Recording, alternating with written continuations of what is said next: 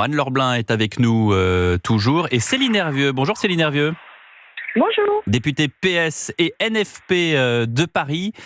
Céline Hervieux, comment est-ce que vous avez accueilli le vote de la présidente de l'Assemblée nationale hier ? Écoutez, avec un sentiment de colère et d'injustice, il faut le dire, puisque déjà, il faut féliciter le travail d'André Chassaigne, notre candidat qui a défendu fièrement la voix de la gauche dans cette élection. La gauche reste, et on l'a revu encore hier dans le cadre du premier tour du vote des députés, le premier bloc à l'Assemblée nationale. C'est factuel. Or, pour la première fois de l'histoire de notre Ve République, le camp battu à l'élection accède de nouveau à la présidence de l'Assemblée nationale. Est-ce que c'est si simple que ça, Céline Hervieux ? Tout a changé depuis le 7 juillet. Il y a eu un vote, et ce vote n'est pas respecté. Et nous voyons bien que ce sont les perdants qui s'associent pour se partager les postes, puisque Madame parlait d'un pacte législatif, c'est surtout des répartitions de postes, et c'est pas simplement une question de stratégie politique, c'est sur le fond, dans la façon dont les débats vont être organisés, que ça pose un problème. Ça pose un problème démocratique, déjà parce que ce n'est pas représentatif du vote des Français. Et la deuxième chose, c'est qu'il y a un principe fondateur dans nos institutions, qui est la séparation des pouvoirs. Or, hier, vous avez des ministres, certes démissionnaires, mais qui sont toujours en exercice, si on peut dire, dans la gestion des affaires courantes, qui se sont rassis tranquillement sur leur siège de député pour voter. Or, le vote s'est joué à 13 voix près, il me semble. Donc, ça, moi, je ne suis pas juriste, mais ça pose vraiment une question, et d'ailleurs, ce n'est pas moi qui le dis, c'est M. Debré, qui est ancien président du Conseil constitutionnel. Donc, aujourd'hui, les masques vont tomber, puisque nous allons voir le coût de cette trahison du camp des LR, LR, la droite dure, représentée par Laurent Wauquiez, qui a conclu ce pacte uniquement pour se répartir des fonctions, alors qu'ils sont ultra minoritaires. Sur le coup des ministres démissionnaires et qui sont députés, effectivement, il y a une question qui est posée. Pour l'instant, je n'ai pas entendu le Conseil constitutionnel s'exprimer là-dessus. Vous avez un ancien président du Conseil constitutionnel qui prend la parole, certes, mais en effet, il y a un article 23 qui dit que c'est soit ministre, soit député. Je suis d'accord avec vous. En revanche, sur ce que vous dites, et j'aimerais aussi entendre Anne-Laure Blin là-dessus, sur la réponse aux électeurs, revenons quelque temps en arrière. Revenons au 9 juin où vous avez une France qui vote majoritairement RN. Vous avez un premier tour des législatives où la France vote majoritairement RN. Vous avez le mardi suivant le premier tour où il y a des manœuvres de désistement, c'est-à-dire que là aussi, il y a des partis, et vous-même, le NFP, avec le bloc central et quelques républicains, vous dites qu'il faut faire jouer le front républicain parce que tout sauf RN, et vous avez le résultat des législatives au second tour qui effectivement met le NFP en tête des députés en nombre. Est-ce que vous croyez sincèrement que les Français qui votent depuis un mois, depuis les européennes, sont heureux avec tel ou tel résultat ? Alors, vous avez le RN qui dit « Nous, on est majoritaire de toute façon depuis un mois, simplement il y a eu des barrages qui nous ont coûté l'élection au second tour. » Vous avez le NFP qui dit « Nous, de toute façon, on est là, puisque regardez, on est 193, donc on est le nombre de députés les plus nombreux à l'Assemblée nationale. » Et vous avez la droite républicaine qui, avec le bloc central, dit « Oui, mais en attendant, nous, si on s'allie raisonnablement au bloc central, on est plus nombreux que le NFP. » Est-ce que franchement, Anne-Laure Blin et Céline Hervieux, prend la parole celle qui veut en premier, mais est-ce que franchement, c'est Anne-Laure Blin qui parle ? Oui, volontiers. Est-ce que franchement, vous pensez que les électeurs y comprennent quelque chose ? Mais je partage complètement votre diagnostic, c'est-à-dire que depuis le second tour des élections législatives, ce nouveau front populaire revendique la victoire. Mais pardon, si vous voulez que nous parlions de chiffres, Madame Hervieux en a parlé hier, il démontre clairement qu'il n'existe pas de nouveau front populaire. Et d'ailleurs, depuis hier soir, les groupes sont véritablement constitués. La seule appellation relative au nouveau Front populaire est revendiquée par la France insoumise. Vous avez aujourd'hui 11 groupes politiques différents et il n'y a pas, contrairement à ce que vous dites, Madame Hervieux, de nouveau Front populaire dûment constitué comme un groupe unique. Il y a une diversité de groupes et ensuite les groupes travaillent comme cela a toujours été le cas au sein de la mise en place des institutions, du fonctionnement de notre Assemblée, de manière à garantir l'équilibre et surtout le fait que nos institutions fonctionnent. Et c'est ce à quoi nous sommes, nous, attachés. Aujourd'hui, ce que les électeurs voient, ils voient simplement qu'effectivement les uns et les autres peuvent essayer de revendiquer des victoires pour essayer de se frayer une place ici ou là, mais surtout ce qu'ils veulent et ce qu'ils attendent de nous, députés, élus de la nation, c'est que leur quotidien change. Et c'est la raison pour laquelle, bien avant la répartition des postes hier à l'Assemblée nationale, ou encore aujourd'hui cet après-midi, nous avons mis sur la table nos priorités pour les Français, avec des textes qui sont prêts, qui sont préparés, qui sont capables d'être déposés dès la possibilité, dès que ce sera offert la possibilité à l'Assemblée de le faire. Nous voulons nous mettre au travail tout de suite. Pour cela, nous avons besoin de toutes les forces politiques, au-delà même des groupes politiques, donc pour travailler dans leur intérêt. Vous appelez Céline Nervieux du PS à venir travailler avec vous? Bien sûr, bien sûr. Si véritablement le fondement de son travail est d'être... Alors, réponse de Céline Nervieux, elle va vous répondre. Céline Nervieux. Non, mais alors je ne suis pas d'accord avec ce qui a été dit. Le nouveau Front populaire, il existe. Il existe sur la base d'un pacte programmatique, il existe sur la base de valeurs communes et il existe sur la base d'un front républicain qui a commencé par un Front populaire que nous voulons poursuivre dans un front républicain à l'Assemblée. La réalité, c'est qu'aujourd'hui, ce vote des Français n'a pas été respecté. Et vous disiez, Monsieur De Villeneuve, les Français ne comprennent pas. Si, je pense qu'en fait, les gens comprennent parfaitement que depuis 2 semaines, le résultat des élections n'a pas été respecté et que donc on repart avec les mêmes. Permettez-moi de ne pas être d'accord avec vous. Je suis pas d'accord. C'est quand même incroyable de nous remettre. On a toujours Gabriel Attal à Matignon. Maintenant Yaël Braun-Pivet à l'Assemblée nationale. Et en fait, on va repartir comme ça. Mais jusqu'à quand? Mais on peut pas. Vous pouvez pas dire que vous avez gagné. Mais Jean-Luc Mélenchon ne peut pas à 20h04 dire sur toutes les antennes de télévision françaises nous avons gagné. Vous n'avez pas gagné. C'est pas parce que vous êtes 193.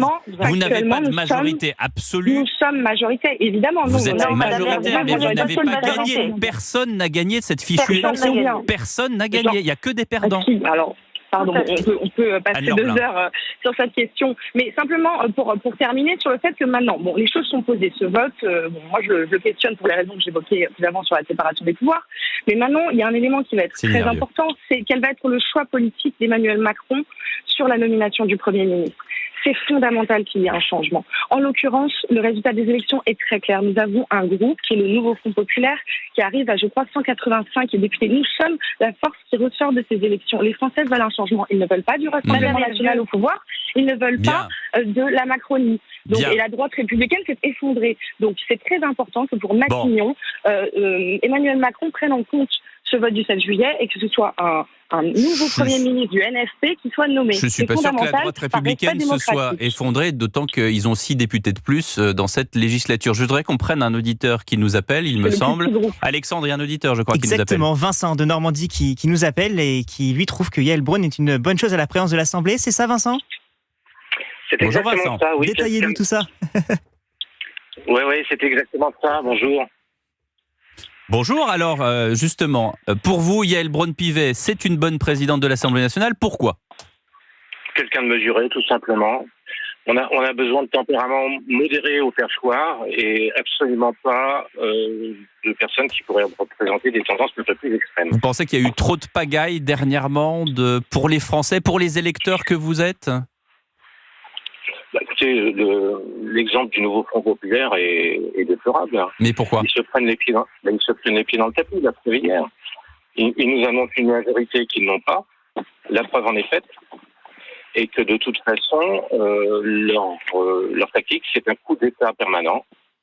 Et qu'en fin de compte, on voit le résultat. C'est-à-dire qu'il ne se passe pas grand-chose. Coup d'État permanent, ça me rappelle quelque chose. Si pour ceux qui ont lu les livres sur Mitterrand. Voilà. Je peux me permettre de répondre. Alors, qui répond? Parce que du coup, je n'arrive pas. C'est Céline Hervieux qui répond. Céline Hervieux, pardon. Céline Hervieux, Parti socialiste. Bonjour, Madame Hervieux.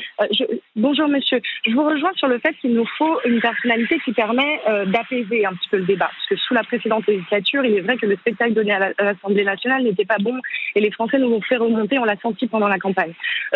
Pardon, mais monsieur Chassaigne, c'est un député aguerri, c'est quelqu'un qui a une réputation très qualitative, mais de la droite à la gauche de l'hémicycle. C'est quelqu'un de républicain, c'est quelqu'un de correct et qui est vraiment respecté. C'est pas, j'entendais tout à l'heure madame qui disait c'est les insoumis à la tête des institutions. Enfin, ne caricaturons pas non plus, soyons modérés, soyons honnêtes. C'est vrai qu'André Chassaigne, c'est un vieux routier de la politique, on le connaît. Bon, c'est vrai que... C'est quelqu'un qui est rond. Il est communiste tout de même, Madame Hervieux. Oui, absolument, oui, mais vous voyez, mais avec cette posture. Oui, mais Madame Blin, est-ce qu'on peut vraiment dire de lui qu'il est un communiste qui avait la ligne directe avec Léonid Brejnev dans les années 70? Bon. Non, mais Monsieur Chassaigne est une personne, est un homme parfaitement respectable, nous sommes bien d'accord, mais il y a quand même une petite chose moi, que j'ai notée en 2022, c'est ce changement d'état d'esprit de ce qui était appelé à l'époque la NUPES et de tous ces groupes de gauche qui se comportaient sous l'influence de la France insoumise. On ne peut pas l'ignorer. Ça, et c'est justement la crainte aujourd'hui que nous avons, malgré les propos de Madame Hervieux, c'est de voir la main de Jean-Luc Mélenchon, la main de la France insoumise sur le fonctionnement de nos institutions. Et on a bien vu, et je partage l'avis de votre auditeur. C'est là toute la question. On va la poser, si vous le voulez bien, après le flash d'information. Anne-Laure Blin, Céline Hervieux et notre cher auditeur qui nous appelle, Vincent, de Normandie, qui est là en Normandie, bien sûr, et qui nous appelle et qui dialogue avec nos deux députés juste après la pause et le flash d'information. À tout de suite. Et vous aussi. Et prends-toi un jingle dans la figure. Vous écoutez Europe 1, il est midi moins 25. Mais oui, et 01 80 20 39 21, nous sommes toujours avec Anne-Laure Blin et Céline Hervieux. Je ne sais pas si notre auditeur Vincent est toujours là. En tout cas, il est toujours avec nous. Il est toujours avec nous. On en était resté un petit peu au milieu du gué sur la droite républicaine. Anne-Laure Blin, Céline Hervieux disait que la droite républicaine était effondrée. Alors c'est vrai que vous n'êtes pas nombreux dans l'hémicycle, mais enfin déjà vous êtes plus nombreux qu'avant. Et est-ce que on doit se dire qu'avec Laurent Wauquiez maintenant à la tête du groupe, est-ce qu'il y a une sorte de nouvelle donne, on va dire? Oui, bien sûr. Nous sommes, comme nous l'étions dans la précédente législature, un groupe pivot sur lequel nous pouvons compter pour avancer, encore une fois, dans l'intérêt des Français. C'est simplement ce qui nous guide aujourd'hui. Et l'état des forces à l'Assemblée, malgré ce que revendique le Front populaire, fait qu'aujourd'hui, il n'y a aucune majorité qui se dégage. Et donc, il faut apprendre à travailler avec d'autres. Et nous avons fait, nous l'assumons, ce choix de ne pas voir conduire à la tête de notre institution cette alliance contre nature revendiquée par le Front populaire.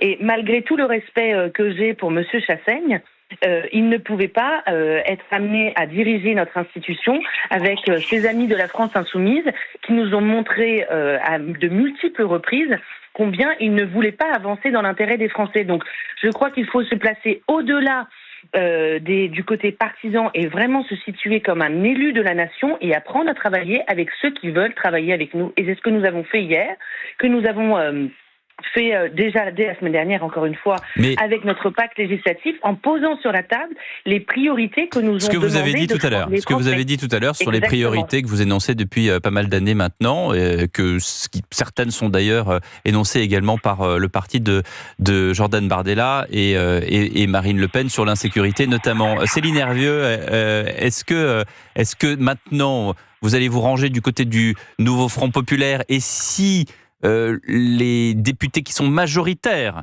dans le nouveau Front populaire, en l'occurrence les Insoumis, décident de bloquer le vote, décident de, comme ils ont fait par le passé, de bloquer les législatures? Est-ce qu'il va y avoir des manifestations? Est-ce que vous allez les suivre, ou est-ce que vous allez entendre l'appel d'un bloc central, d'une coalition globale en disant venez plutôt travailler avec nous plutôt que de bloquer le travail parlementaire? Comment est-ce que vous vous positionnez? Alors nous maintenons notre message unitaire. C'est très important puisqu'il y a quand même une décision fondamentale qui reste à prendre, qui est celle de la nomination du Premier ministre. Donc sur la base du résultat du 7 juillet, il est évident que ça doit être quelqu'un issu de nos rangs, issu du nouveau Front populaire. J'ai l'impression qu'il n'y a plus rien d'évident, Céline Hervieux. Que les Français attendent. Non mais c'est très important. Non mais je vous entends. Sur cette base, évidemment qu'il va falloir travailler au-delà des limites de notre groupe, c'est évident. personne n'a la majorité absolue, ni même relative. Donc, il va falloir travailler les uns avec les autres pour avancer.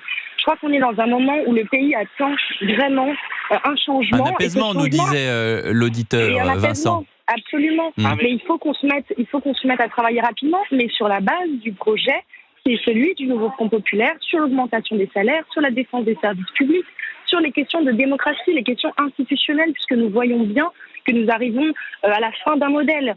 Et donc, c'est une nouvelle culture parlementaire qu'il va falloir mettre en place. Et nous y sommes prêts. Au Parti socialiste, évidemment, on va y contribuer. Mais il ne s'agit pas de se désolidariser du reste de la gauche, puisque c'est notre force. Nous avons des différences, mais ces différences, on en fait une opportunité pour demain représenter le plus largement possible. Voilà, exactement. C'est un message, c'est plutôt un bon espoir que vous donnez. C'est plutôt un bon espoir que vous donnez. Vincent, qu'est-ce que vous en pensez des propositions de Céline Hervieux ? C'est plutôt un bon message qu'elle donne en disant non, on va pas bloquer l'Assemblée, on va pas arriver avec des tonnes d'amendements, on va se mettre d'accord, on va faire des compromis. C'est ce que vous attendiez des parlementaires au lendemain de cette élection du président de l'Assemblée nationale ?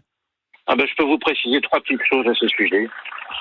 La première, c'est que le nouveau Front populaire dénonce un accord entre les macronistes et les LR, sauf que c'est ce qu'ils ont exactement fait dans le cadre du nouveau Front populaire. Donc on ne peut pas reprocher aux autres ce qu'on fait soi-même, déjà réduit. De deux, il est certain que pour certaines forces de gauche qui s'acoquinent avec des gens qui sont vraiment pas fréquentables comme la France insoumise, je leur souhaite vraiment un bel avenir de pouvoir continuer sur cette ligne-là, parce que très franchement, je pense que cela rapportera plus de problèmes que d'avantages. Quand on voit encore les comportements qu'ont eu certains membres de la France insoumise hier à l'Assemblée nationale, c'est vraiment pas digne d'un député et d'un républicain. Enfin, la troisième chose, quand le nouveau Front populaire essaye de s'emparer des votes des Français pour dire qu'ils l'ont choisi pour eux, moi je peux vous dire exactement comment ils ont procédé pour leur campagne électorale. Lorsque j'étais sur un marché sur la côte, j'ai vu le camping-car d'un député qui s'appelle le député Blanchet, qui était là pour faire sa campagne. Et tout de suite, quelqu'un est venu sur moi pour me dire vous allez voter contre M. Blanchet, et là, il me montre un tract de la France insoumise.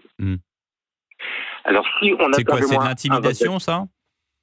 Si la France insoumise et le nouveau Front populaire attend un vent d'adhésion, il va falloir que déjà ils aient des méthodes électorales sur les marchés et ainsi de suite. C'est une toute autre différence. Parce que moi, je ne vote pas contre quelqu'un, moi, je vote pour quelqu'un. Il y a des trous dans la raquette aussi, ça arrive dans les campagnes électorales. Merci beaucoup, Vincent. Réponse rapide de Céline Hervieux et Anne-Laure Blin également derrière. Céline Hervieux, quand vous entendez, c'est de l'intimidation, c'est pas très correct dans une campagne, ce que nous raconte Vincent. Non, alors je ne connais pas le cas particulier en l'état, mais ce qui est sûr, c'est que c'est pas du tout la même chose qui s'est passé hier quand même, et l'alliance de la gauche face au Rassemblement national qui était aux portes du pouvoir. Ce qui s'est passé hier, c'est pas un socle de valeurs en commun entre Emmanuel Macron et Laurent Wauquiez. Enfin, pardon. La droite dure, en l'occurrence représentée par les Républicains ici, a fait toute sa campagne en expliquant aux électeurs qu'ils étaient contre la politique d'Emmanuel Macron. Et maintenant, ils s'associent, ils ont voté ensemble. Pourquoi ? Simplement, comme je le disais, pour récupérer des postes stratégiques dans l'organisation de l'Assemblée nationale. C'est juste ça. Ce sont des tractations. C'est de la tambouille. Elles aboutissent. La preuve, je n'utilise pas forcément ce mot-là, mais ce sont, Là, pour le coup, c'est plutôt contre nature. Le nouveau Front populaire, il s'associe, comme la gauche l'a fait par le passé à de maintes reprises, face aux dangers du Rassemblement national, et surtout pour porter un projet de transformation sociale, pour réduire les inégalités, pour travailler sur l'émancipation de chacun et tous les sujets qui importent réellement les Français. Donc c'est ça, et donc ça n'a rien à voir avec ce qui s'est passé hier. Hier, c'est une coalition de perdants qui se sont mis main dans la main pour se répartir des sièges. Réponse d'Anne-Laure Blin. Vous voyez bien les difficultés à discuter avec les gens qui se revendiquent du nouveau Front populaire. Je crois que aujourd'hui, le pouvoir est à l'Assemblée nationale, parce que cette nomination du Premier ministre appartient totalement au président de la République, et nous, députés, nous n'avons pas de prise là-dessus. Ce que nous pouvons faire, c'est travailler à des textes, travailler à faire voter des réformes qui aillent dans le sens de ce qu'attendent les Français. tout simplement. Donc à partir du moment où vous restez calé sur une nomination de Premier ministre pendant des jours et des jours, qui d'ailleurs n'aboutit toujours pas, parce que j'entends les propos de Madame Hervieux, mais ils ne sont même pas d'accord entre eux. Et donc en fait, on passe des semaines, des jours, on perd beaucoup, beaucoup de temps, alors même que nous n'avons pas une minute à perdre, parce que nous voyons l'état de la France. Nous connaissons les attentes très grandes des Français pour avoir une réelle efficacité au plus haut niveau, y compris au sein du Parlement. Et donc nous, notre choix, il est très clair. Nous avons été élus sur notre programme indépendant, de droite, d'indépendance et de clarté. Et donc nous œuvrerons à mettre en place les propositions qui nous sont importantes et auxquelles nous tenons par-dessus tout. La répartition des postes à l'Assemblée se fait traditionnellement toujours de la même manière. Il n'y a aucun pacte, aucun deal, aucune alliance de circonstances. Eh ben, on va essayer quand même, Anne-Laure Blin. L'indépendance et nous restons indépendants. Vous allez essayer quand même, parce que il en va de la démocratie, de l'apaisement et du bien-être des électeurs qui se sont massivement déplacés. 70% de participation, ce sont des chiffres qu'on n'avait pas vus depuis 1981. Voilà. Exactement. Merci beaucoup, Anne-Laure Blin. Merci beaucoup, Céline Hervieux. Merci à vous.